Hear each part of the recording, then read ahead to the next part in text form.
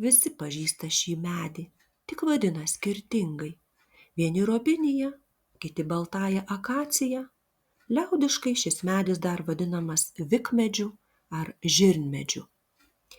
Lietuvoje auganti baltoji robinija yra kilusi iš Šiaurės Amerikos.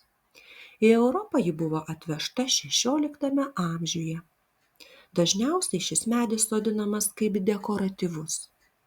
Baltažiedė robinija auga gana greitai, tačiau gyvena neilgai, maždaug 80 metų. Medis užauga iki 20, kartais iki 30 metrų aukščio. Kamieno skersmuo gali siekti 80 centimetrų. Baltoji robinija labai mėgsta šviesą. Pavasarį medžio pumpurai sprogsta labai vėlai, gegužės vidury ar net pabaigoje. Birželį robinijos lapai jau gaiviai žali, jie sudėtiniai, plunksniški, iki 25 cm ilgio.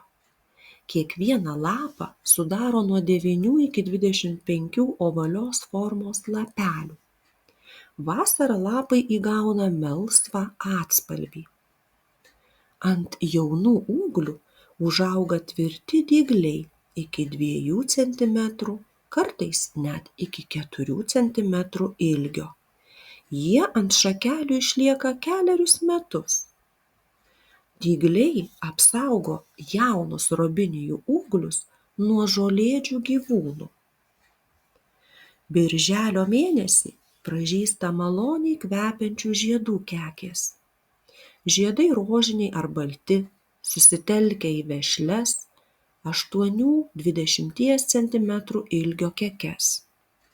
Žiedai išskiria labai daug nektaro, todėl žiedus labai mėgsta bitės. Robinijų medus pasižymi švelniu skoniu bei šviesia spalva. Medis priklauso pupinių šeimai.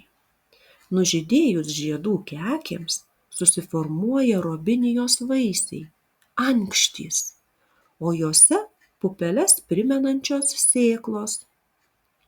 Spalio mėnesį 10–12 cm ilgio ankštyse sėklos prinoksta. Vienoje ankštyje gali būti nuo 4 iki 10 sėklų. Subrendus ir sudžiūvus ankštims, jos atsidaro ir sėklos išsibarsto. Robinijos kamienas tiesus, dažnai žemai šakojasi. Medžio žievė giliai sueižėjusi, rusvai pilka. Baltosios robinijos mediena vertinama dėl savo kietumo ir ilgaamžiškumo. Ji tvirta, atspari puvimui ir dažnai naudojama baldų, grindų, dailylenčių gamyboje, kurui. Robinija yra greitai augantis dekoratyvus medis, tačiau jis taip pat turi ir kitų panaudojimo galimybių. Iš žiedų gaunamas eterinis aliejus naudojamas parfumerijos pramonėje. Iš žievės išgaunami geltoni dažai. Tačiau robinijos sparčiai dauginasi šakninėmis atžalomis. Per metus jos gali išplisti iki 20 metrų atstumu. Kadangi robinijos auga grupėmis, taip išstumia kitas vietinės augalų rūšis. Todėl Lietuvoje ji paskelbta invaziniu augalu.